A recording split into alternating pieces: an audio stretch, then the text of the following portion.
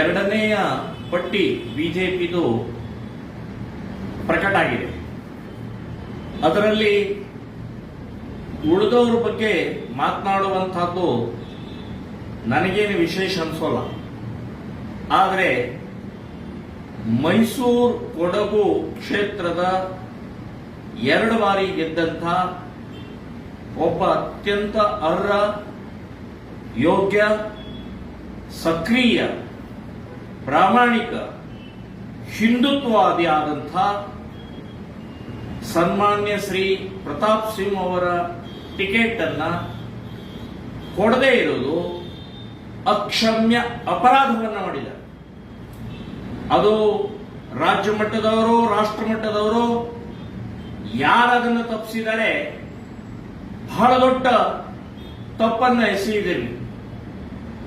ಇಡೀ ರಾಜ್ಯಕ್ಕೆ ಒಬ್ಬ ಸಕ್ರಿಯ, ಅಭಿವೃದ್ಧಿಶೀಲ, ಹಿಂದುತ್ವವಾದಿ ಯುವಕನಿಗೆ ಮೋಸ ಮಾಡಿದರು, ದ್ರೋಹ ಮಾಡಿದರು. ಸೊ ನಿಮಗೆ ಕರ್ನಾಟಕದ ಜನ ನಿಮಗೆ ಕ್ಷಮಿಸೋಲ್ಲ ಅಂತ ಹೇಳ್ತೀನಿ.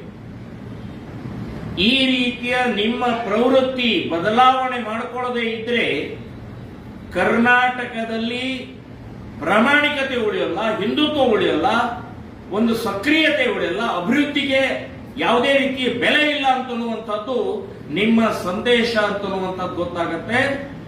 ಇದಕ್ಕೆ ಜನ ಸ್ಪಂದಿಸೋಲ್ಲ ಮತ್ತು ಕ್ಷಮೆ ಮಾಡೋಲ್ಲ ಅಂತನ್ನುವಂಥದ್ದು ಹೇಳ್ತೀನಿ. ಇದನ್ನ ನೀವು ಯಾವ ರೀತಿ ತಗೊಳ್ತೀರಿ, ಅಥವಾ ಕರ್ನಾಟಕದ ಹಿಂದೂವಾದಿಗಳು, ಸಕ್ರಿಯ ಇರುವಂತಹ ರಾಜಕಾರಣದಲ್ಲಿರುವಂತಹ ಸಾಮಾಜಿಕ ನಮ್ಮೆಲ್ಲ ಕಾರ್ಯಕರ್ತರು ಬಹಳ ದೊಡ್ಡ ಪ್ರಮಾಣದಲ್ಲಿ ಆಕ್ರೋಶ ವ್ಯಕ್ತಪಡಿಸ್ತಾರೆ. ಇದು ಯಾವ ರೀತಿಯ ಉಲ್ಟಾ ಆಗುತ್ತೋ ಅಥವಾ ಇನ್ನೇನಾಗುತ್ತೋ ಗೊತ್ತಿಲ್ಲ. ಇದು ಅತ್ಯಂತ ಅಕ್ಷಮ್ಯ ಅಪರಾಧ. ಪ್ರತಾಪ್ ಸಿಂಹ ಅವರು ಮಾಡಿದ ನೀವು ಕೊಡದೇ ಇರೋದಕ್ಕೆ ಒಂದು ಕಾರಣ ಹೇಳಿ, ಒಂದು ಕಾರಣ. ಸೊ ನೀವು ದ್ರೋಹ ಮಾಡಿದಿರಿ ಅಂತನ್ನುವಂಥದ್ದು ಈ ಸಂದರ್ಭದಲ್ಲಿ ಹೇಳಲೇಬೇಕು. ನನ್ನ ಆಕ್ರೋಶ ಕೂಡ ಇದೆ. ನನ್ನ ಹಿಂದೆ ಇರುವಂತಹ ಲಕ್ಷಾಂತರ ಕಾರ್ಯಕರ್ತರು ಆಕ್ರೋಶ ಇದೆ ಅಂತನ್ನುವಂಥದ್ದು ಸ್ಪಷ್ಟವಾಗಿ ನಾನು ಹೇಳ್ತೇನೆ.